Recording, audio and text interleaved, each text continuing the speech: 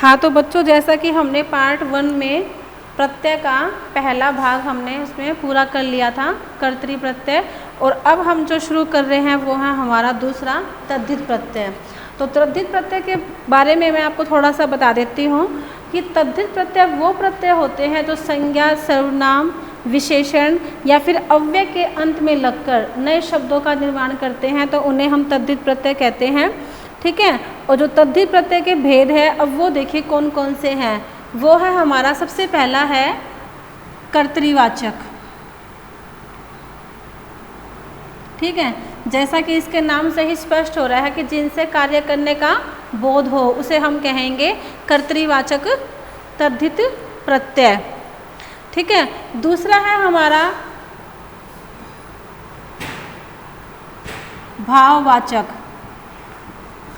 अब भाववाचक क्या होता है वो सुनिए। जिनसे कि भाव प्रकट हो या जिनसे भाववाचक संज्ञा बन जाए। जैसे आपका इसमें आ जाएगा सफाई, भलाई, बुराई। तो ये आपकी भाववाचक संज्ञाएं भी है और इनसे भाव भी हमारा प्रकट हो रहा है, तो इन्हें हम क्या कहते हैं, भाववाचक तद्धित प्रत्यय। तीसरा है हमारा संबंधवाचक। संबंध, जैसा कि आप नाम से ही समझ रहे हैं, जिनसे कि संबंध प्रकट होता है उन्हें हम क्या कहते हैं, संबंधवाचक तद्धित प्रत्यय। जैसे एग्जाम्पल के लिए, उदाहरण के लिए हम लेते हैं ससुराल। ठीक है। तो इसमें अगर आपसे पूछा जाए कि इसमें प्रत्यय क्या है, तो आप इसमें क्या बताएंगे, आल, कि इसमें आल प्रत्यय है। और ऐसे ही ममेरा। ममेरा हम किसे कहते हैं, जैसे मामा का जो बेटा होता है उसे हम कहते हैं ममेरा। तो ये भी हमें संबंधी बता रहा है।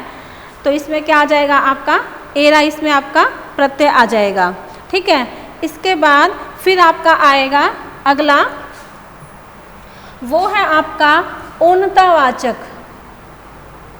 ठीक है, उनतावाचक तद्धित प्रत्यय। अब उनतावाचक में क्या होता है, जिनसे लघुता का बोध हो, लघुता। ठीक है। जैसे आपका इसमें आ जाएगा, इसमें हम एग्जाम्पल लेते हैं, जैसे लुटिया, डिबिया।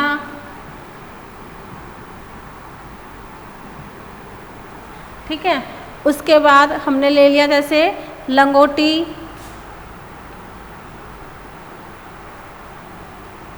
और उनता का वैसे अर्थ होता है लघुतावाचक भी। ठीक है। तो अगर हम बात करें लुटिया, तो लुटिया शब्द में हमारा कौन सा प्रत्यय आया है, इसमें ईया। डिबिया, डिबिया में भी हमारा कौन सा प्रत्यय आया है, इसमें ईया प्रत्यय आया है। लंगोटी, लंगोटी, तो इसमें आवाज़ किसकी आ रही है, अंत में टी की। ठीक है। उसके बाद हम चलते हैं गणनावाचक। गणनावाचक में आपको पता है कि जिनसे गणना करने का बोध हो उसे हम क्या कहते हैं, गणनावाचक। जैसे इकहरा, दुहरा, तिहरा। ठीक है। तो ये आपके इसमें गणनावाचक वाले शब्द आ जाएंगे। उसके बाद है सादृश्यवाचक। सादृश्यवाचक। ठीक है। अब सादृश्यवाचक वाले कौन से हैं, जिनसे समता का बोध हो, समता। जिससे हम मान लो तुलना करते हैं, जैसे हम कहें लाल सा, नीला सा, ये वाले शब्द। ठीक है। तो जिनसे हम समता करते हैं यानी कि तुलना करते हैं, उन्हें हम कहते हैं सादृश्यवाचक। और उसके बाद हम लेते हैं हमारा गुणवाचक प्रत्यय। अब गुणवाचक प्रत्यय क्या होता है, जिनसे कि किसी गुण का बोध हो, तो उसे हम कहते हैं गुणवाचक प्रत्यय। जैसे मैला, भूखा।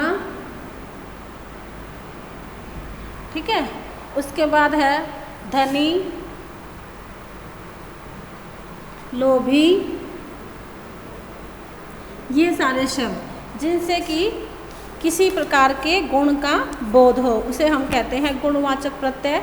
उसके बाद है स्थानवाचक। यानी कि जो किसी स्थान का बोध करवाए उसे हम कहते हैं स्थानवाचक तद्धित प्रत्यय।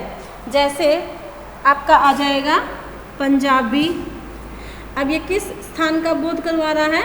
पंजाब का। ऐसे ही बंगाली, ये किस शब्द का बोध करवा रहा है? बंगाल का।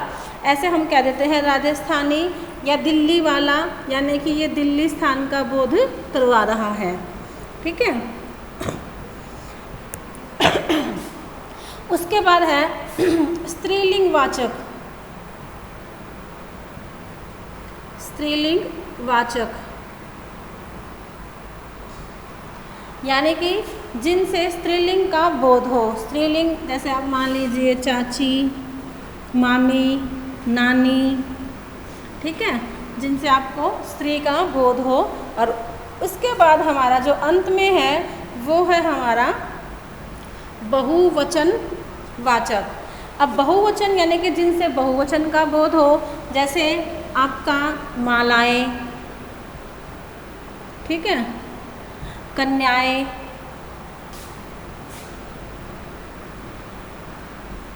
चूहिया, तो ये शब्द हमारे बहुवचन का बोध करवाते हैं, तो उसे हम कहते हैं बहुवचन वाचक।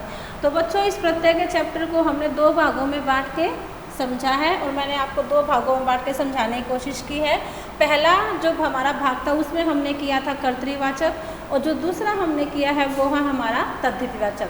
बच्चों एक बात आप हमेशा ध्यान रखिए, करत करत अभ्यास के जड़मति हो सुजान, यानी कि आप जितना अभ्यास करेंगे जिस भी विषय का, जिस भी चीज़ का, तो आप उसमें उतने ही निपुण होते जाएंगे। और अगर आप बस खाली वीडियो देख लेंगे, समझेंगे नहीं, कोशिश नहीं करेंगे, अभ्यास नहीं करेंगे, तो फिर आपको कुछ भी समझ में नहीं आएगा। अब हम नेक्स्ट वीडियो में आपसे मिलेंगे, तब तक के लिए धन्यवाद।